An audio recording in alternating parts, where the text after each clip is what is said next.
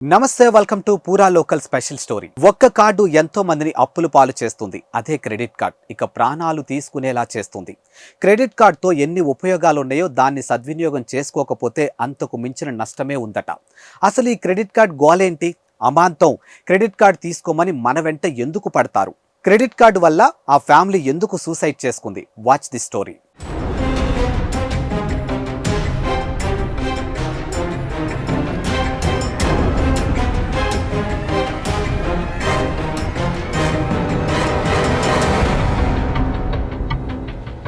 మన జాబ్ మనం హ్యాపీగా చేసుకుంటూ పోతున్నాం. ఇక జాబ్ ఉంది కదా అని ఏ వెహికల్, ఇంట్లో సామాను ఈఎంఐలో తీసుకుంటాం. తక్కువ ఈఎంఐ పెట్టుకొని చక్కగా కడుతున్నాం. అప్పుడు వస్తాయి మనకు, మేము పలానా క్రెడిట్ కార్డ్ డిపార్ట్మెంట్, మీ సివిల్ స్కోర్ చాలా బాగుంది, ఇంత లిమిట్ వస్తుంది, ఇక కార్డు తీసుకుంటారా అని కాల్స్. ఇక బెనిఫిట్స్ అని అవని ఇవని చెప్తారు, మనల్ని టెంప్ట్ చేస్తారు. మనం వద్దు అంట, అప్పుడు మొదలు పెడతారు వాళ్ళ మార్కెటింగ్ స్కిల్స్.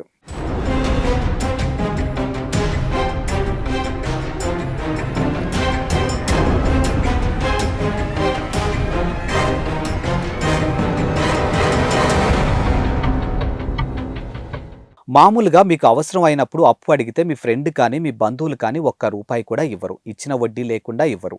ఇచ్చిన మరుసటి రోజు నుండే సతాయిస్తూ ఉంటారు. కానీ ఇక్కడ వడ్డీ ఉండదు. మీరు ఎక్కడైనా గీక్కోవచ్చు, వాడుకోవచ్చు అని మనల్ని మాటల్లో గోకటం మొదలుపెట్టి, వాడుకున్న తర్వాత డ్యూ డేట్ అనంతరం 45 డేస్ వరకు హ్యాపీగా ఉండొచ్చు, ఇక ఇంట్రెస్ట్ కూడా పడదు అని 45 డేస్ లోపు కడితే మళ్ళీ మీకు బెనిఫిట్స్ ఉంటాయని ఏవో బెనిఫిట్స్ చెప్పి మనల్ని క్రెడిట్ కార్డ్ తీసుకునేలా చేస్తాడు. ఇక తీసుకొని మనం వాడేస్తాం, గోకేస్తాం. ఇక షాపింగ్ మాల్లో వేరే క్రెడిట్ కార్డ్ వాడితే ఈ డిస్కౌంట్లు ఉంటాయని కూడా ఇస్తారు. ఇక దాంతో మనం రెచ్చిపోయి గీకేస్తాం. ఆ తర్వాత మనం వాడేదాన్ని బట్టి సివిల్ స్కోరు పెరుగుతుంది.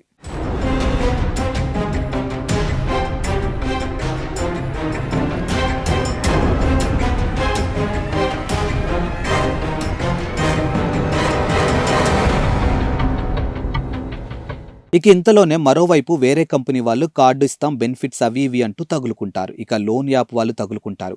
ఒక్కసారి చూసుకొని వాడడం స్టార్ట్ చేశాను కదా, ఇవి కూడా వాడి కడదాంలే అని మెదడు గోకేస్తుంది. అవి కూడా తీసుకుంటాం. ఇక అక్కడి నుంచి స్టార్ట్ అవుతుంది స్ట్రగ్లింగ్. అసలు విషయం వాడు చెప్పడం వదిలేశాడు. ఏంటంటే 45 డేస్ దాటిన కట్టకపోతే ఇంట్రెస్ట్ పడే దాని గురించి మనమేమో మినిమం డ్యూ కట్టుకుంటూ పోతాం. ఏదో రోజు ప్రాబ్లం వచ్చి ఒక్కసారి కట్టలేదు, అప్పుడు పడతాయి వడ్డీల మీద వడ్డీలు, తెలియకుండా నెత్తి మీద భారం పడుతుంది. మనకు ఇక మొదలైతే కాల్స్. ఎత్తకపోతే ఇంటికి రావడం, లేదంటే మన ఫ్యామిలీ మెంబర్స్కి కాల్ చేయడం, ఫ్రెండ్స్కి కాల్ చేసి అడగడం చేస్తూ ఉంటారు.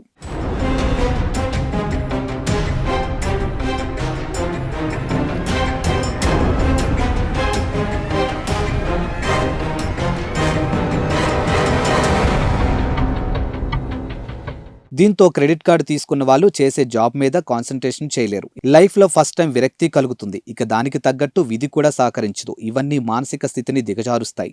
ఇక ఆఖరికి ప్రాణాలు తీసుకునేలా చేస్తాయి. ఇటీవలే క్రెడిట్ కార్డు వల్ల సూసైడ్ చేసుకున్న దంపతుల సంఘటన అందుకు మంచి ఎగ్జాంపుల్గా చెప్పుకోవచ్చు. ఇక ఇందులో ఎవరి తప్పు అంటే ఎవరిది అని చెప్పలేము. ఎందుకంటే ఎవరు క్రెడిట్ కార్డు కావాలని అడిగారు, ఆశ చూపి క్రెడిట్ కార్డు తీసుకునేలా చేయటం మొదటి తప్పు. ఇక తీసుకున్న తర్వాత తన స్తోమతను మించి వాడడం రెండో తప్పు.